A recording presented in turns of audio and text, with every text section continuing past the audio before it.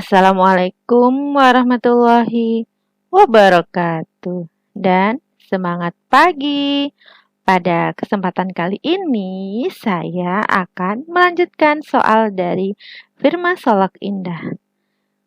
Pada kali ini kita mulai dari transaksi tanggal 14.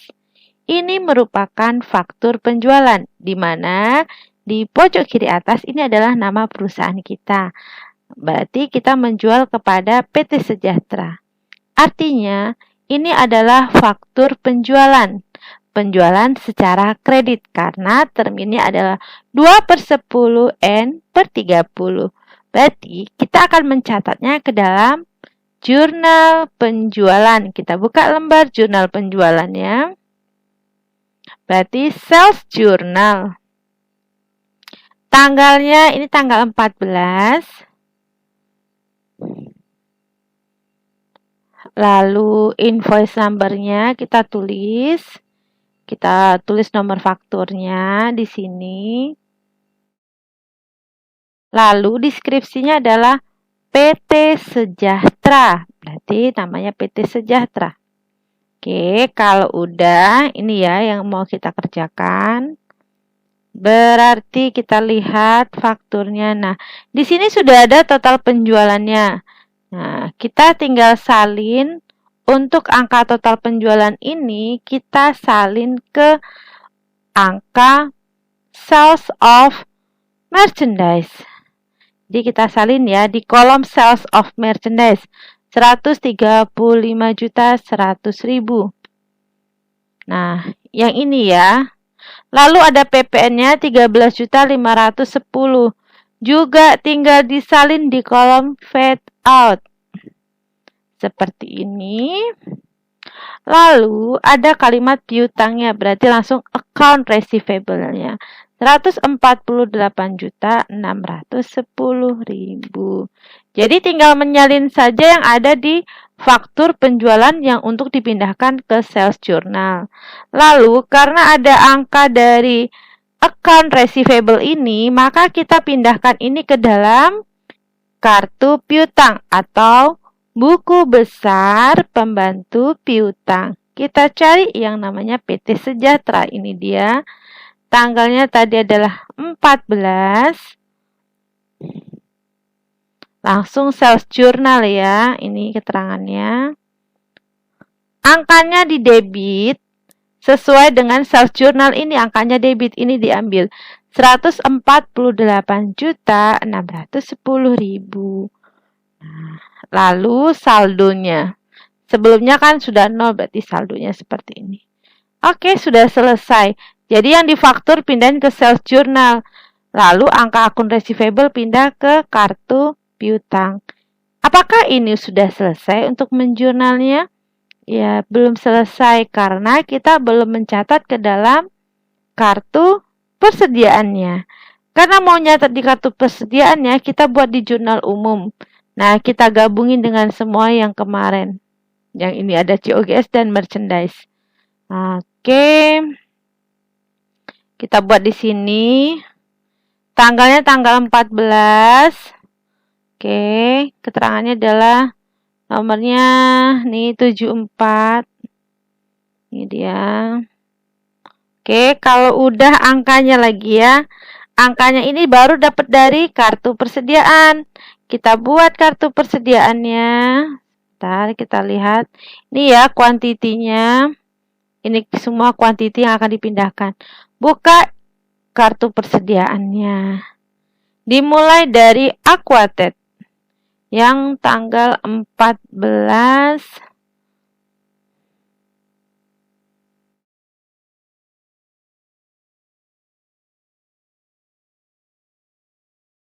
Oke, PT Sejahtera.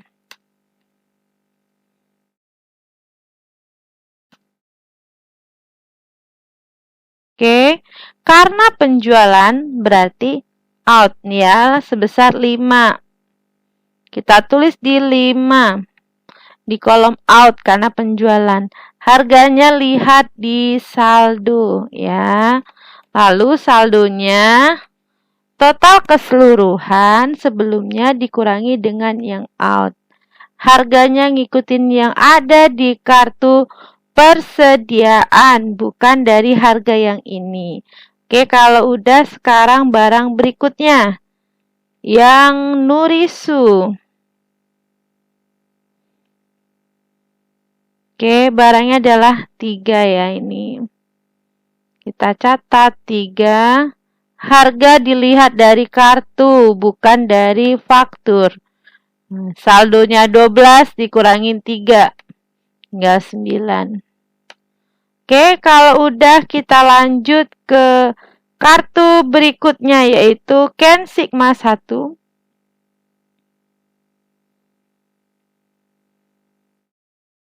Out-nya sebanyak 4. Nah, kita salin 4 ya. Harga lihat kartu. Oke, saldonya, saldo sebelumnya dikurangi dengan yang out. Harga sama dengan yang sebelumnya. Oke, kalau udah, sekarang ke Ken Sigma 2.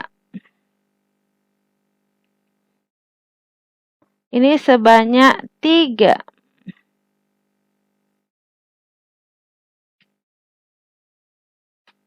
Oke, saldo sebelumnya dikurangin dengan out. Oke, kalau semua sudah kita cari tahu nilai out-nya, maka kita jumlahkan keseluruhan nilai out-nya dari kuantiti yang pertama aquated. Oke, kita jumlahkan ya. Jumlahkan yang out di aquated tanggal 14. Lalu tambahkan yang di Nurisu tanggal 14. Lalu tambahkan yang di out lagi, Ken Sigma 1 dan Ken Sigma 2 yang out ya.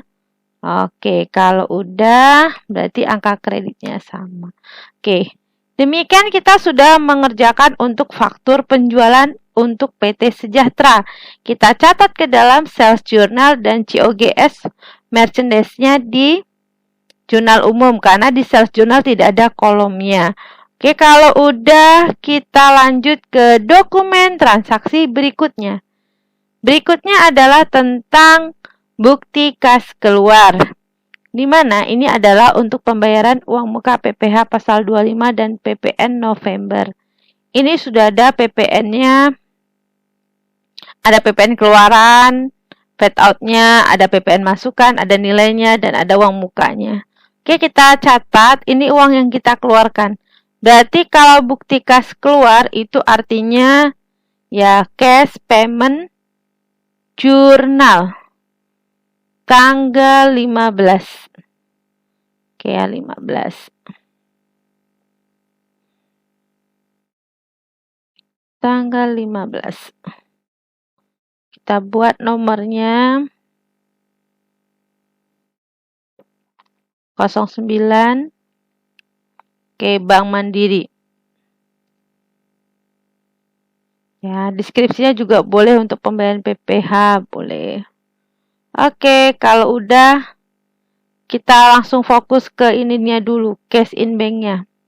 Angkanya 73.420.200 rupiah.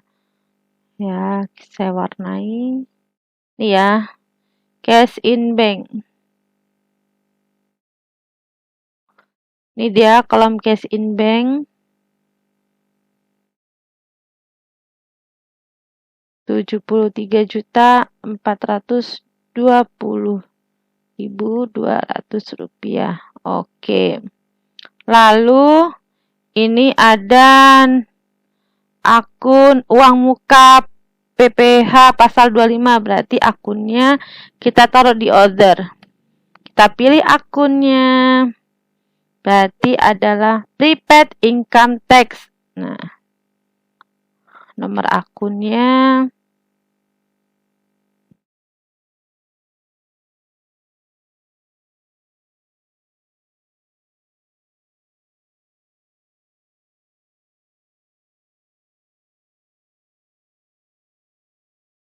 jumlah nominalnya ini yang ini 29.782.000.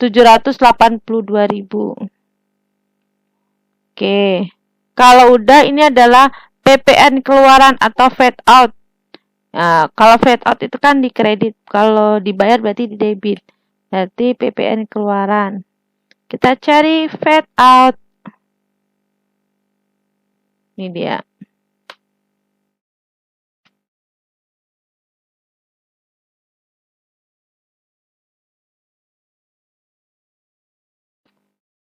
Angkanya 145.915.400 rupiah. Oke. Yang terakhir adalah PPN masukan, fade in. Fade in itu debit, kalau dilunasi di kredit. Fade in.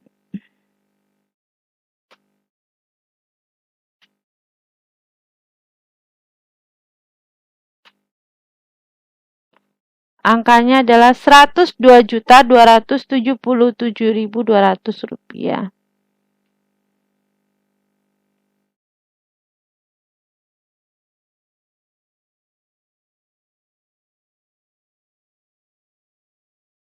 Oke.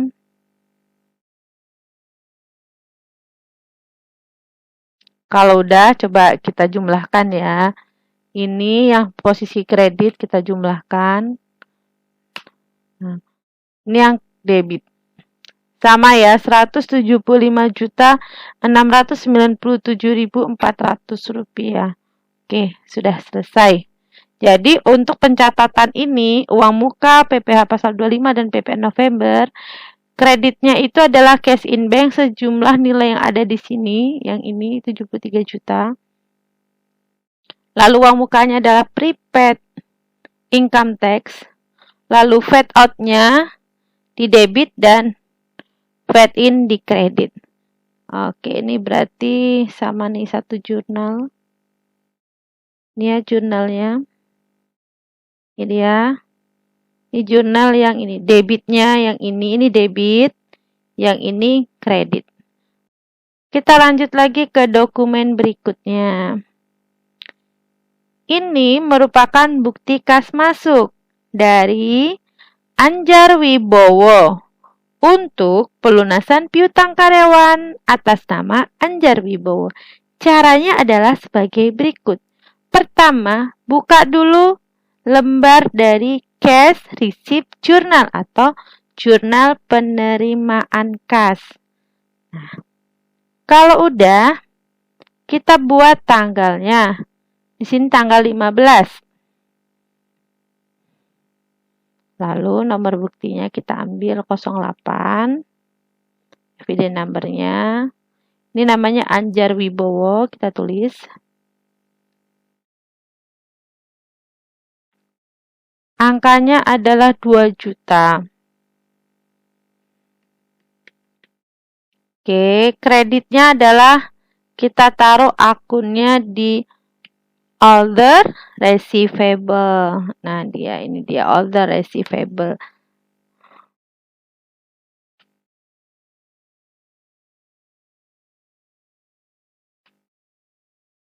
Sebesar 2 juta. Oke.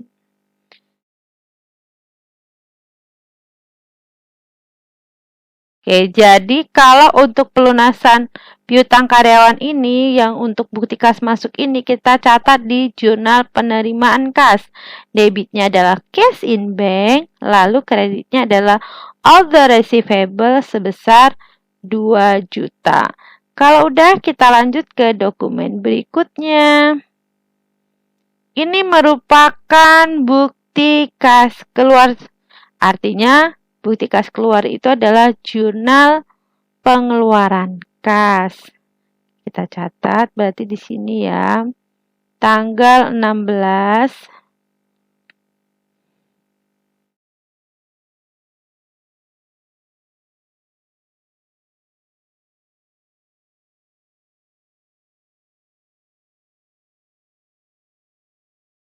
Lalu kita tulis nomornya 10. 10 kita masukin ke evidence number. Lalu keterangannya adalah PT Bintang. Nah,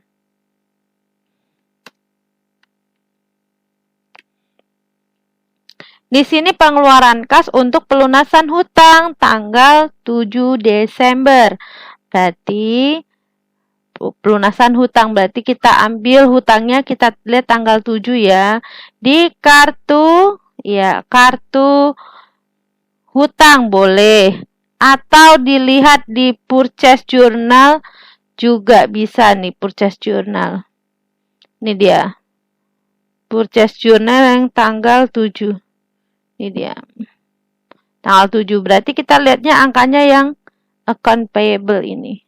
Ini dia. Boleh. Jadi bisa dilihat angkanya dari purchase journal bisa. Nih.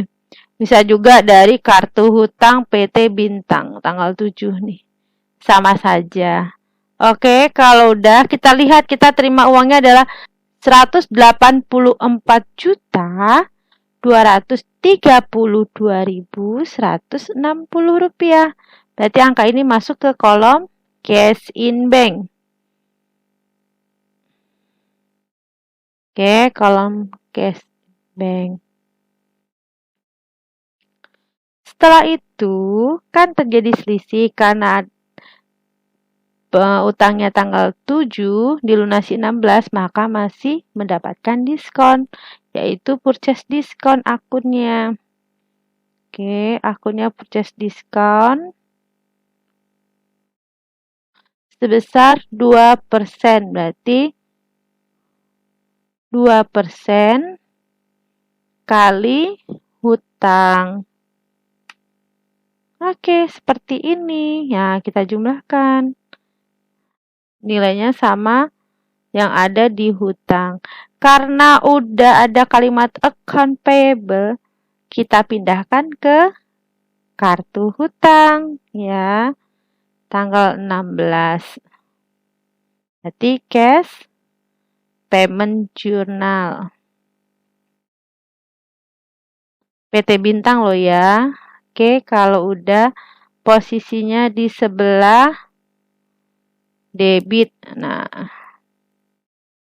posisi debit sama dengan ambil di cash payment. Yang ini akun payable. Oke, udah selesai. Kan saldonya tadi kredit. Berarti sama dengan kredit ketemu debit dikurangin. Oke, sudah selesai. Untuk bukti kas keluar, pelunasan utang dagang tadi sudah selesai kita catat di dalam cash payment journal. Kita lihat angkanya ini, hutangnya bisa dilihat dari kartu hutang, bisa lihat juga di jurnal pembelian yang ini. Lalu untuk angka dari account payable kita pindahkan ke kartu hutang sesuai dengan nama suppliernya. Kalau sudah, kita lanjut ke dokumen berikutnya.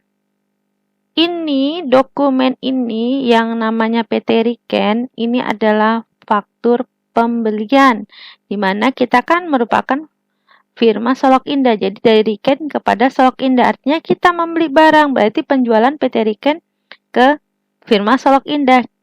Berarti kan kita catat ke dalam jurnal pembelian karena kita beli di PT Riken. Oke, kita buka jurnal pembelian atau purchase jurnalnya.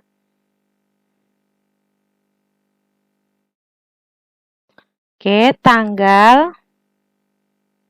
Kita salin tanggalnya, tanggal 17. Lalu nomornya ini, invoice-nya PT Riken ya. Oke, kalau udah kita lihat angkanya. Nah, tinggal nyalin yang ada di sini.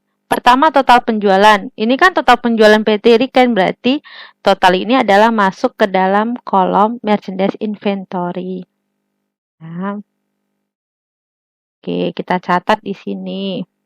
247.520.000 rupiah. Lalu ada biaya pengiriman. Nah, masuk ke freight in. 4.950.400 rupiah.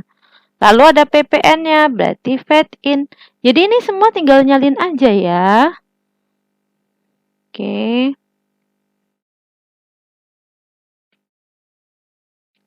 Piutang ini berarti utang dagang. Maksudnya piutang adalah piutang bagi PT Riken, berarti utang kita. Ya, berarti tinggal disalin di sini. 277.222.400 rupiah. Kalau sudah, angka dari account payable ini kita pindah ke dalam ya account payable-nya pindah ke kartu hutang. Kita cari kartu hutangnya PT Riken. Tanggal 17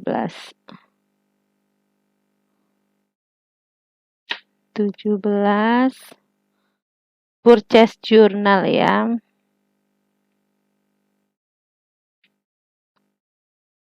Yang ini ya, account payable-nya ada di kredit, pindahnya ke kredit. Nah, kredit kan, kredit saldonya pindah ke kredit. Oke, udah selesai nih. Kalau udah, masih ada inventory-nya harus kita pindahkan. Nah, ini pindahkan ke inventory. Buka inventory card. Yang dibeli cuma ada Ken Sigma 1 dan 2. Kita buka inventory-nya. Nih, Ken Sigma 1. Nggak harus setiap pembelian 4 item itu, tapi sesuai dengan fakturnya. Oke, tanggal 17.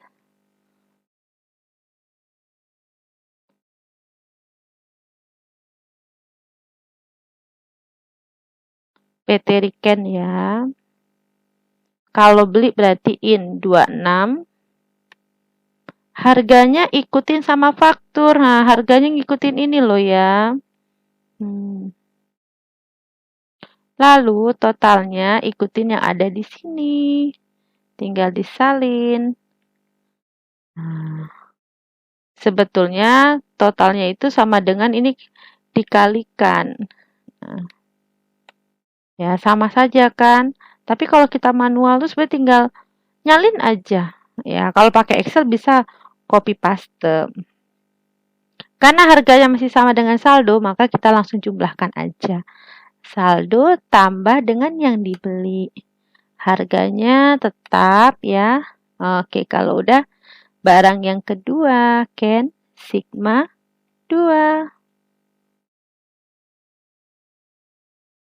In lagi sebesar 22 ya. Harganya kita ambil dari sini. 5.824.000. Ini kali boleh. Tinggal mindahin ini saja sebetulnya. Ini tinggal nyalin aja ke sini sama kan? Oke. Kalau udah saldonya, saldo sebelumnya ditambah yang dibeli. Lalu harganya tetap boleh digabung. Oke, sudah selesai. Jadi kita sudah selesai mencatat faktur pembelian ini. Kita catat ke dalam, ya tadi dalam purchase journal. Tinggal nyalin yang ada di faktur ke dalam purchase journal. Setelah itu, untuk angka account payable pindah ke kartu hutang. Setelah itu, inventory pindahkan ke kartu persediaannya. Sesuai dengan yang ada di faktur. Kalau pembelian, mindahin di faktur sesuai dengan harga faktur. Demikian video kita kali ini. Ada tentang jurnal penjualan, ada tentang penerimaan kas, ada tentang pengeluaran kas, dan tadi ada tentang jurnal pembelian. Semoga video ini bermanfaat. Terima kasih atas perhatiannya. Sampai ketemu di video berikutnya. Wassalamualaikum warahmatullahi wabarakatuh. Dan semangat pagi.